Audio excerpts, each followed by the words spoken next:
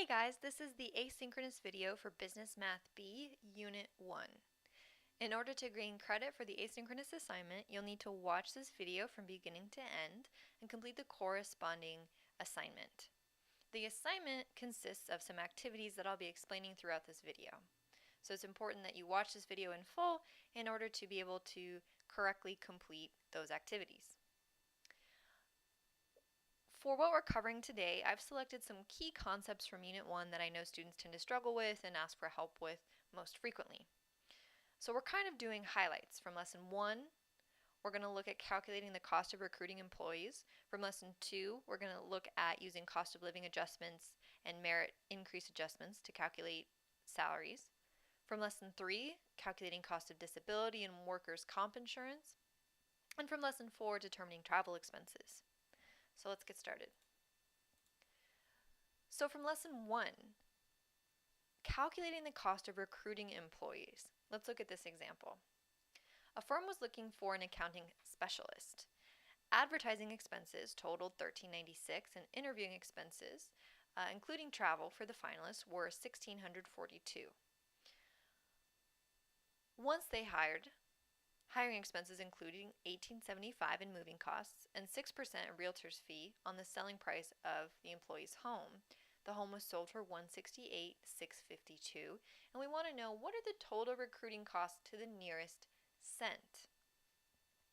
So these recruiting costs include all of the expenses incurred at the cost of recruiting the employee. So step 1, I always just like to highlight the goal of the problem, which is to find what is the total cost of recruiting Jennifer to the nearest cent. Now that includes all the expenses listed here. Hiring expenses, travel expenses, advertising expenses, everything. All of this money was spent in an effort to recruit candidates. Now, in order to figure out the total cost, our first step is going to be just looking at hiring fees.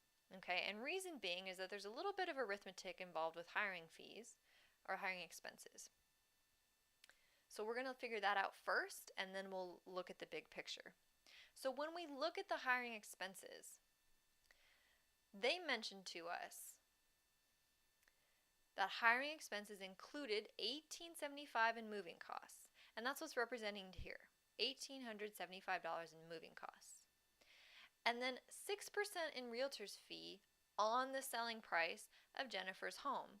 In other words, this company helped the employee, the newly hired employee, sell her home, and they had to pay the realtor 6% of what her home sold for.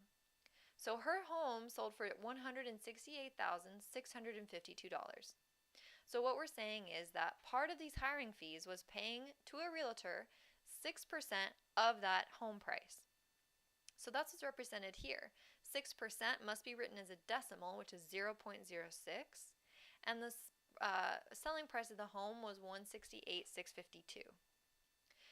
So these hiring fees include, again, that $1,875 in moving costs, and then in parentheses what's represented is the realtor's fee.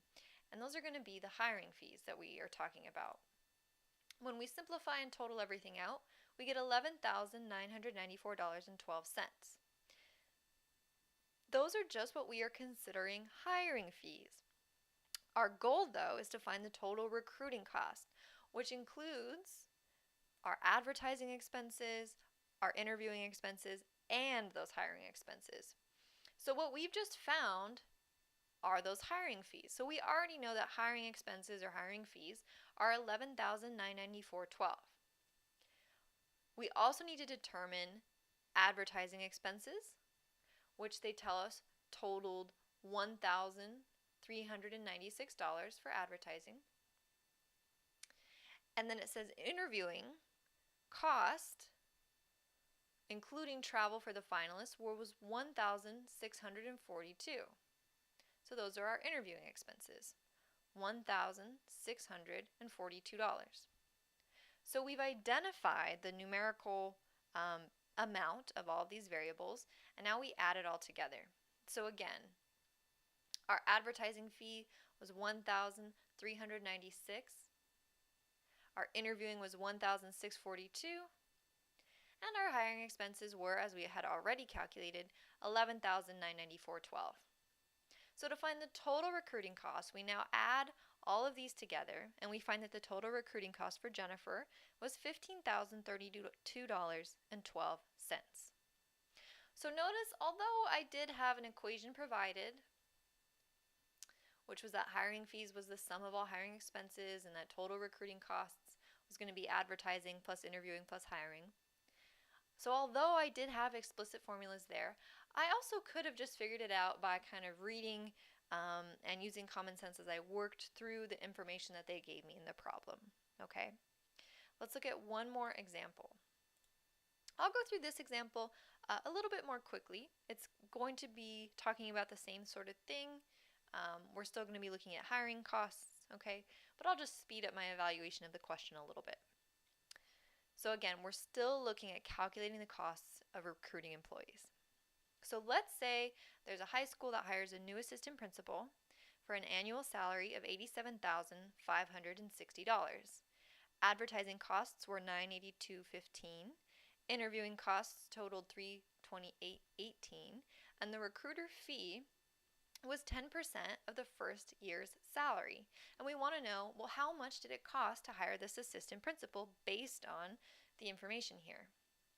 So notice that this question is not identical to the last example, okay? Not all these word problems are going to be kind of cookie cutter copies of one another. So in this case, rather than having to deal with the realtor's fee, we're dealing with a recruiter fee. But we can still approach this the same way. So once again, I'm just going to highlight and remind myself that my goal is to find the total cost of hiring this assistant principal based on the information they've given me. So I'm going to look for hiring fees. In this case, I'm going to start with that recruiter fee. Okay, so we were told that the recruiter fee was 10% of the first year's salary, and that's what we're looking at here. Okay, that recruiter fee. 10% of the first year's salary. Remember, 10% written as a decimal is 0.10, which is what you see here. Of the first year's salary, we're told that this assistant principal salary is $87,560. So if I want to know the recruiter fee or the hiring fee, it's 10% of $87,560, or 0.1 times $87,560, which simplifies to $8,756. So that takes care of that item. Now we also have to look at the other costs associated with hiring this individual. So again, remember, besides hiring expenses, we also have to look at the cost of advertising for this position and cost of interviewing for this position. So they have identified for us that, let's see, advertising costs were $982.15. So we're going to plug in $982.15 for advertising expenses. They've told us that interview costs totaled $328.18, so we're going to plug in $328.18 for interviewing expenses. And again, hiring expenses is what we've already looked at, right? Hiring fees was $87.56, so those are those hiring expenses that we're referring to here. So to find total recruiting costs, we add our three pieces together and we find that the sum is $10,066.33. Okay, so this was the total recruiting cost. Again, notice that although I've kind of split it up into a step 1, step 2, you can determine the sum of all the costs just by going through the prompt line by line and totaling the expenses as you go.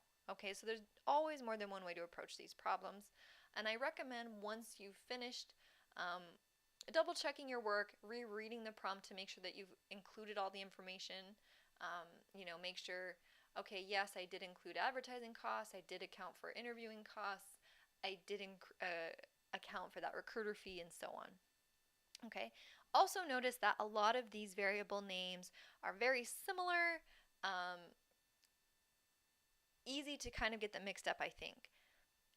Again, organization is key. You can see already that I like to kind of highlight and color coordinate things to help keep my variables straight. Throughout the term, see if you can come up with strategies that help you kind of do the same and stay organized on these questions. That being said, this is the first activity that you need to complete for your asynchronous assignment. You are more or less doing like a Mad Libs style fill in where I'm going to ask you to create your own word problem using whatever information you want, and then I'm going to ask you to solve your word problem. So, since this is the first time you've seen an activity like this in my class, I'm giving you a pretty complete template of what you need to do. So, what you see written in white is already there for you. All you have to fill in are these kind of items in yellow. So the blank, some company name, hired a new blank for an annual salary of blank, and so on. So you can see that you'll have to create a company name. It can be anything. Pick some position. So in the last example, it was a school hiring an assistant principal, but you can make this as realistic or as silly as you want, as long as it's school appropriate. Have some fun with it. You can make the annual salary whatever you want. Again, all of these numbers and all of these blanks are totally up to you. So you're going to fill in a company name, a position, salary, the cost of advertising, the cost of interviewing, the recruiter fee, and then you'll answer the question, what was the total cost of hiring for that position? And you'll solve your own problem. So this is where I would offer a bit of caution, which is to say that if you make your numbers really crazy, like if it's a salary of $12 million or something like that, you're going to make it a little harder on yourself when you come to the solution. So try to make them reasonable numbers. And on the other end of that spectrum, it's also going to be hard if you do a salary of $10 a year. That's also going to be kind of weird to work with. So I recommend making the numbers reasonable, but if you make the numbers really strange, you're not going to get marked off as long as you're doing what you're supposed to be doing. Okay, so again, fill in all of these kind of blanks that you see in the capital yellow letters. And then you'll have to, that's step 1. Step 2 is going to be solving the problem and showing your work. So you can see the way that I've been organizing things so far. If we go back to the last slide, all of this stuff was me showing my work. Okay, now you don't have to do things in the exact same way, but I should be able to easily follow along. It's almost as if you're teaching me how to do the question. Okay, imagine that you're either teaching someone or tutoring someone over the internet of how to solve your problem. So it needs to be a complete solution. Okay, so again, step 1, fill in the blanks to create your own scenario.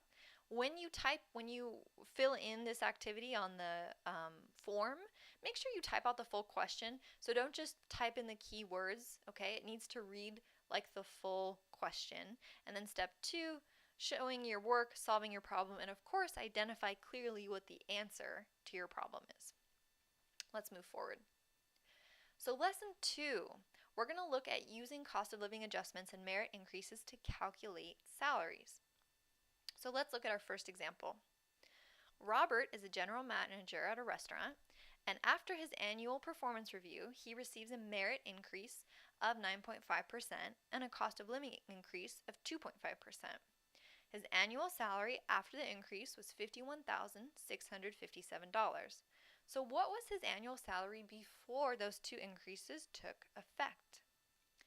So we have Robert, who's had 2 types of raises, and very briefly, a merit increase is performance-based. You did really good at your job, so you're getting a raise because of that. Cost of living has nothing to do with your job performance. It's just to keep up with the rate of inflation.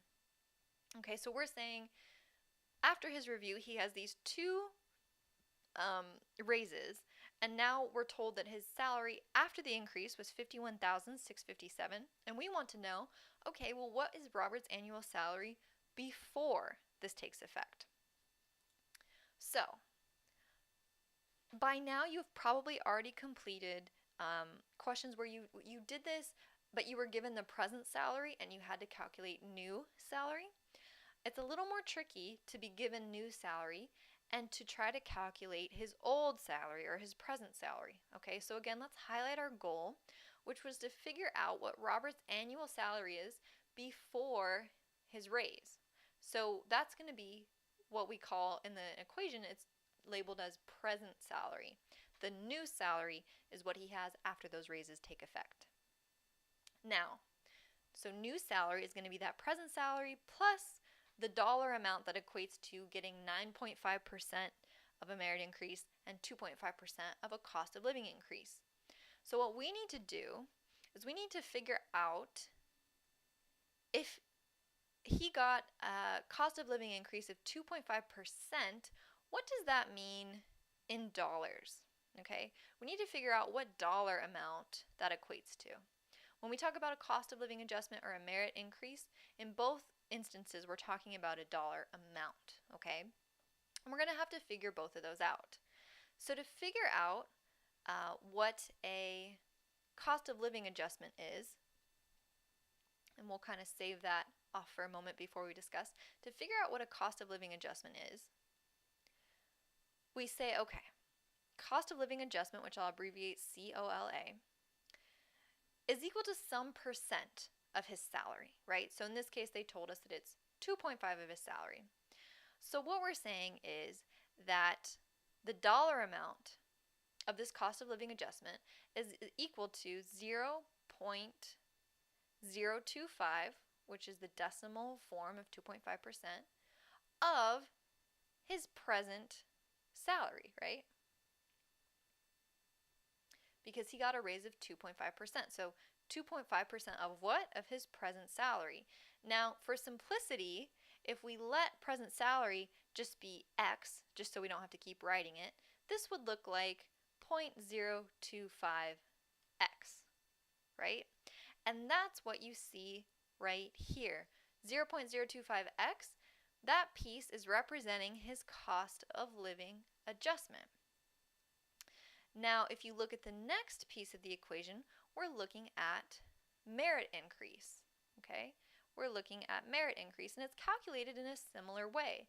If I'm told that he received a merit increase of 9.5%, what they're saying is they took the old salary and they calculated out the dollar amount that equates to 9.5% of that salary, and they added it to his salary. So we're saying if we take 9.5%, which is 0.095 in decimal form, of his present salary, which remember we're saying that X is his present salary, that looks like this, 0.095 times X. So that's what you see happening in this piece of the equation.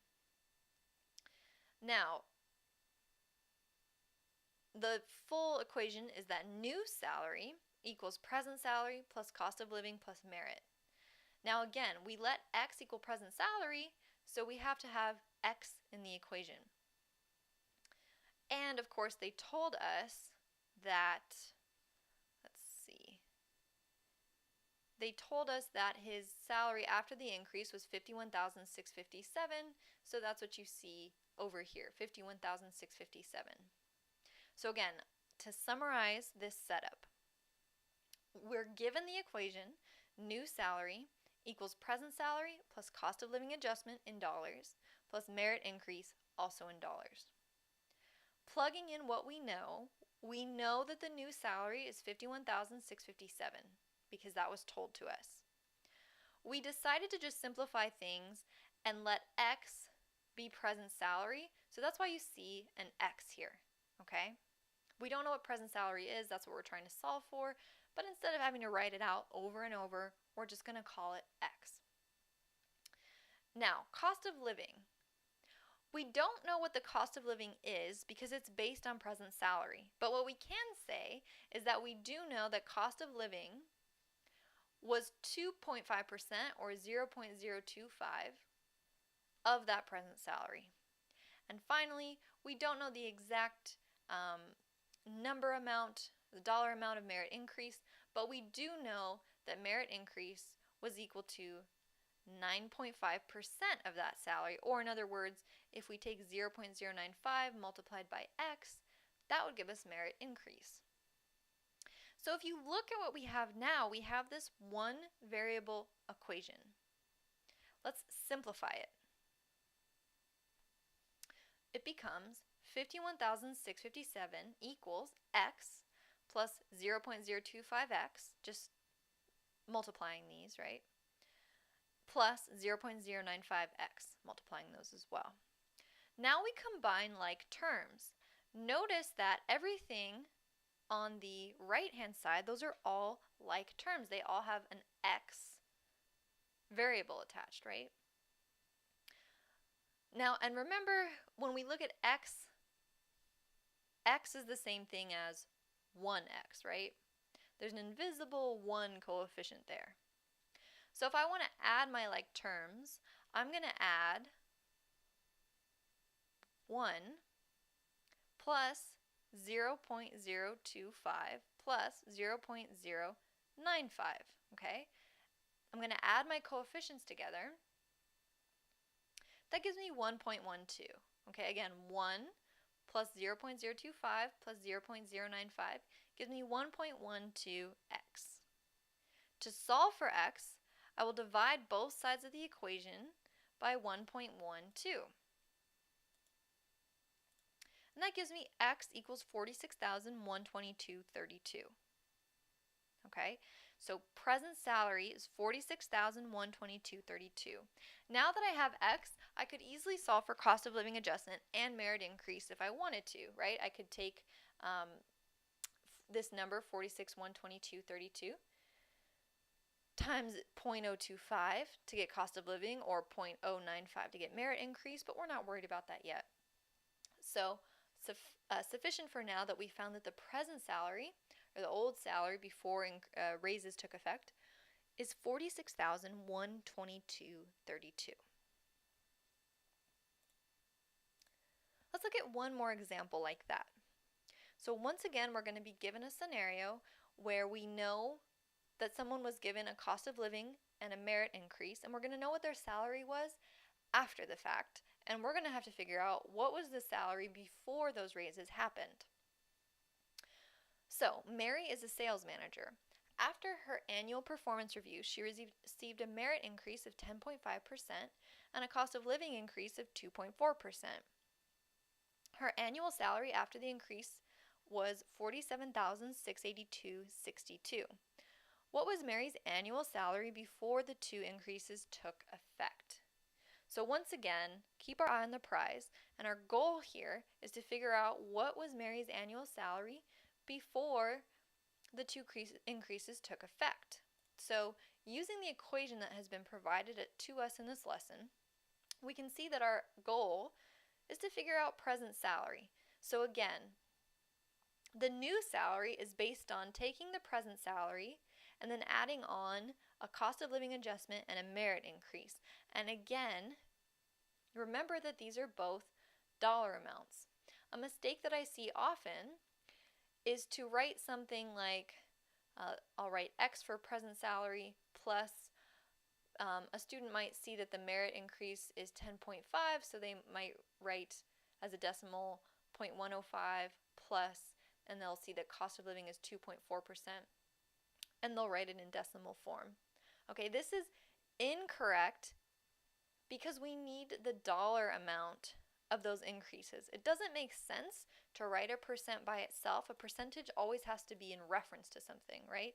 A percentage of what? Okay? So you can't just write a percentage by itself. It's always attached to something. And so that, again, if we look at what a cost of living adjustment is, remember, we find cost of living adjustment by taking our present salary, which again we're going to represent as X to keep it simple. So present salary is X. A cost of living adjustment is equal to your present salary, X, times whatever the increase percent is. Okay, so in this case, for example, the cost of living increase was 2.4%. So if I want to find the cost of living adjustment in dollars, I convert 2.4% into a decimal, which is 0.024. Then I multiply times present salary, or X. And again, I'm leaving this as X because I don't know its value, right? That's what I'm trying to solve. So I'm just plugging in all that I possibly can. Now, if I look at merit increase, they told us she received a merit increase of 10.5%. And just like with cost of living, if I want to find the dollar amount of a merit increase, I'm going to take present salary, which is X, and I'm going to multiply it by my increase percent. And this is the merit increase percent, right? Before we were looking at the cost of living increase percent.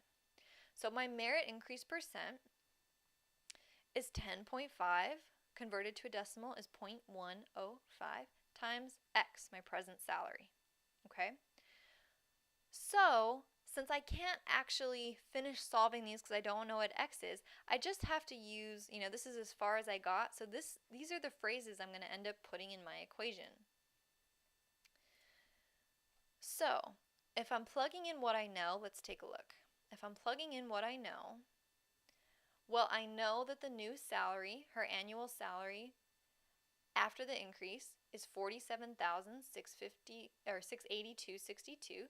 So I plug that in, right? That's her new salary. I don't know what present salary is, so I've just written an X there just to save myself from having to write out the words present salary over and over.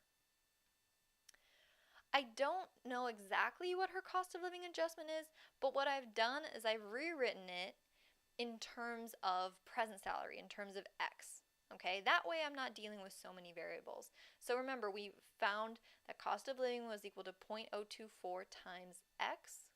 So I write 0.024 times X in my equation setup. And then finally, merit increase. Well, we know that it was 10.5% of her original salary. So again, we figured out, okay, well, if her original salary was X, then we just have to say 0.105 times X, and that's a good representation of merit increase. Again, the point of doing it this way is that now, since I've rewritten these two variables in terms of her old salary, look, I'm only dealing with a one variable equation, okay? Now I can add like terms. First, let's just write out the coefficients a little more clearly. So if I multiply 0.024 times x, I get 0.024x. If I multiply 0.105 times x, I get 0.105x, right? Now I'm going to combine like terms. Remember, this x has an invisible 1 in front of it, right? Oops, sorry about that. My x has an invisible 1 in front of it, right? X is the same thing as 1x. So we have to remember to include that when we're adding up our coefficients. So to add up my coefficients, I have to add 1 plus 0.024 plus 0.105, okay? And that gives me 1.129x. To solve for x, I now divide both sides of my equation by 1.129, and I find that x is equal to $42,234.38. So her annual salary before those two raises, or those two increases took effect, was $42,234.38. Okay, activity 2. Just like with activity 1, I've set up a template for you. So step 1 is that you're going to have to fill in the blanks of this template. Once again, creating a person's name, their position, a company name. You can determine their merit percent, their cost of living percent, and so on. You'll tell me what their salary was after the effect. So it's very similar to the example I just worked through. You're just providing your own numbers here, okay? So once you do that, that's step 1. You'll solve your problem, and again, showing work to receive full credit. So when you type this into your form, again, type out the full question, so the full thing, every single word here, once you fill in your blanks. And then step 2, solve the problem, show your work, tell me what the answer is. Okay, that's activity 2. Lesson 3, we're going to look at calculating cost of disability and workers' compensation and insurance for employees. I know that was a mouthful. This one's actually a little bit more straightforward. The lesson 2, the activity 2 part we did, I think is the most difficult in unit 1. So if you can get through that, you'll be fine for the unit. Okay, So Donna had worked at the university bookstore for 28 years before she became permanently disabled. She could not continue to work. She was 52 years old and had planned to retire at age 65. Her final annual salary was $52,682, and her employer's rate of benefits is 2.1%. What is her annual disability benefit? This is the equation provided for annual disability benefit. And there are a lot of pieces, but honestly, it's mostly kind of a plug and chug situation where we just have to identify information from the text and plug it into this equation. So, let me show you what I mean by that. If we start kind of, again, highlighting things and matching things, I think you'll get a good idea of this. So our goal is to figure out what was her annual disability benefit. So let's keep our eye on that. And let's see if we can start matching up some variables. So Donna had worked at the university bookstore for 28 years, it says. So that means that the years worked is 28. Her expected retirement age, they say, she had planned to retire at age 65. So her expected retirement age is age 65. Notice that they're not giving the information in the exact order that it appears in the equation. Okay, so you can't just say, oh, I see 28, that must be the first variable. I see 52, that must be the next variable, and so on. Make sure you're actually reading and matching things correctly. So next, present age, they tell us she was 52 years old at the time of this, okay? Next, it says what? Her final annual salary was $52,682, so that was her final average salary. And last, we learn her employer's rate of benefits is 2.1%. So we're going to plug in rate of benefits, but of course, you must always convert to a decimal form. So that'll be 0.021 when you plug it into an equation. So that's it. Notice that I've highlighted everything here. So our goal is to solve for this one. We don't know this one yet. But I've highlighted everything else, meaning once I just plug in all those numbers to this formula, it's just a matter of being very careful with calculator work and simplifying to find that her annual disability benefit was $45,359.20. Now I'll tell you the most common mistake I usually see is that students will mix up expected retirement age and present age. You'll probably know if you mix this up. It makes sense that the expected retirement age should be bigger than the present age, okay? But again, reading this carefully and just plugging things in carefully, I think you'll be okay on this one. I think it's just that piece that I've already highlighted in yellow where students tend to get mixed up. Okay, let's look at another example. After working at the dentist office for 32 years, Stephanie became permanently disabled and could no longer work. She was 56 years old and had planned to work until she was 67. Her final annual salary was $65,926. Her employer's rate of benefits is 2%.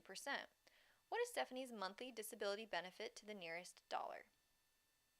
Okay, we'll go through this one a little bit more quickly. Once again, our goal is to find her monthly, this time monthly disability benefit.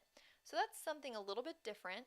Notice that this formula is for annual disability benefit. So there'll be a second step. Once we find annual disability, we'll have to convert it to monthly. So let's plug in the information that they've told us. So we know that she worked at the dentist office for 32 years. So that means the years worked are 32. The next thing they tell us is that she was 56 years old at the time that she became permanently disabled. So that's her present age. Again, notice the variables aren't just going in a line, okay? Next, they tell us she had planned to work until she was 67. In other words, that was her expected retirement age. Okay, continuing. Her final annual salary was $65,926. That's her final annual salary. And then last, her employer's rate of benefits is 2%. So that's our rate of benefits. Again, remember that you have to convert rate of benefits to decimal form. So 2% is 0.02 in decimal form. So plugging everything in and simplifying, you find that the annual disability benefit is $56,696.36. Again, that's annual. We were asked for monthly. So if this is how much she gets a year, then to figure out how much she gets a month, we divide by 12. Okay, we know that there are 12 months in a year. So if we spread out this annual benefit over 12 months, then monthly disability benefit is $4,724.70.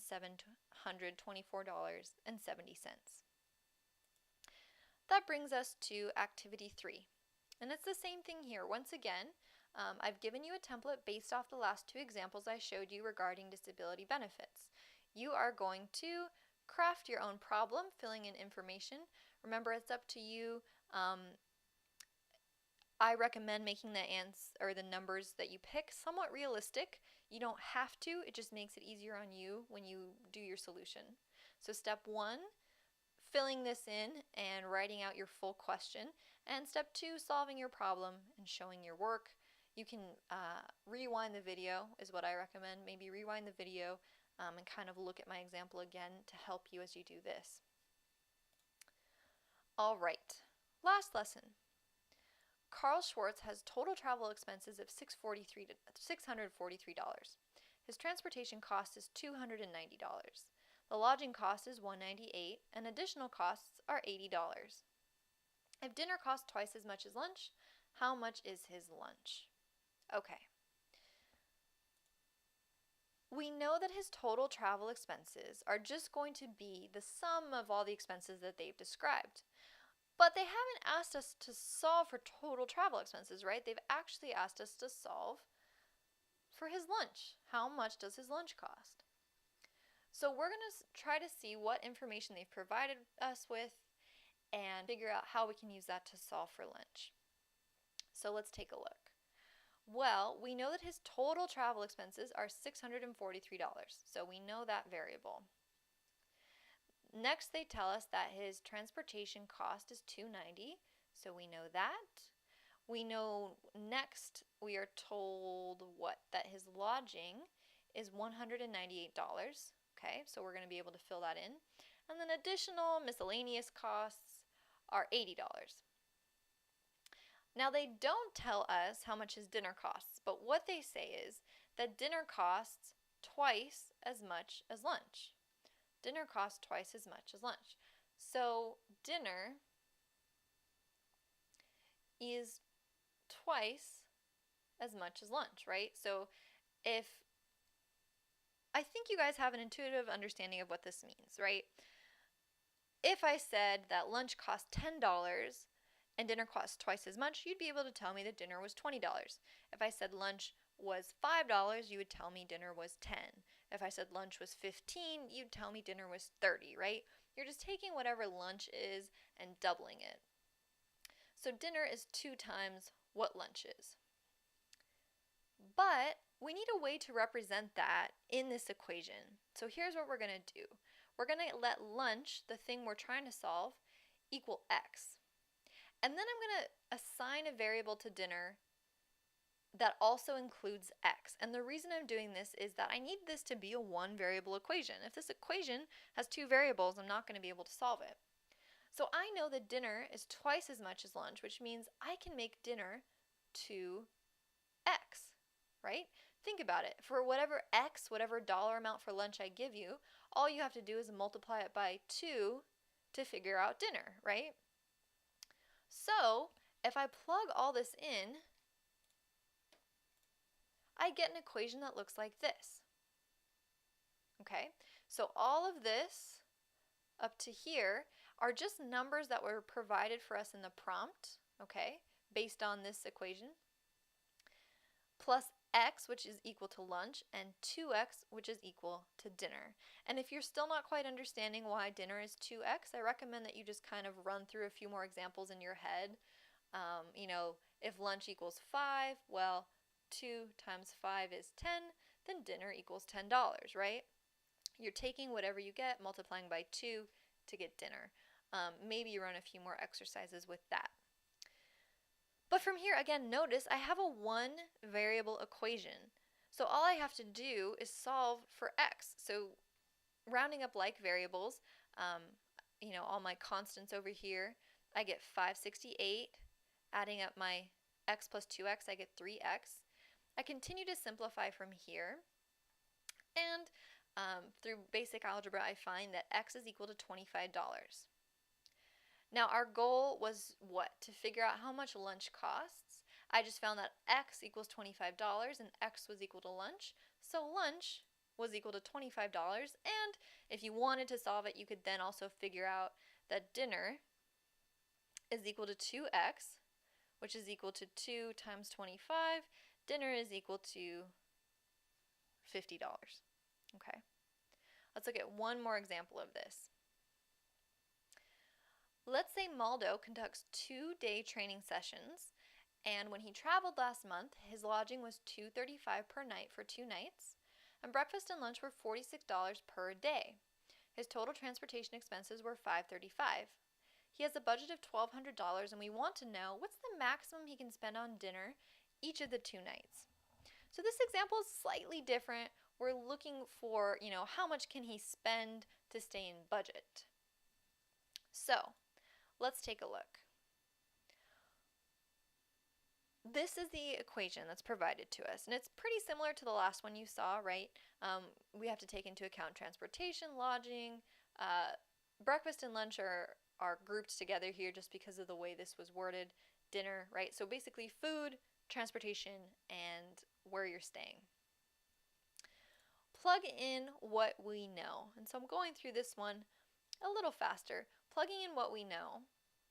We know that he has a budget of $1,200, okay?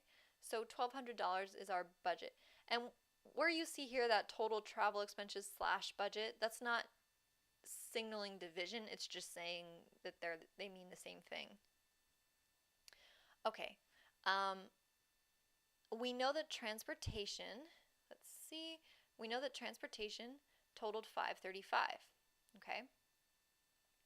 We know that lodging, says his lodging was $235 per night for 2 nights. So we take $235, but it was for 2 nights, so we have to multiply it by 2. We know that his breakfast and lunch were $46 per day, but again, it was for 2 nights, so we have to take 46 and multiply by 2. Now here, there's no need for any sort of variable, letting anything equal x. Notice that we plugged everything in that we needed to, and all we have left is dinner.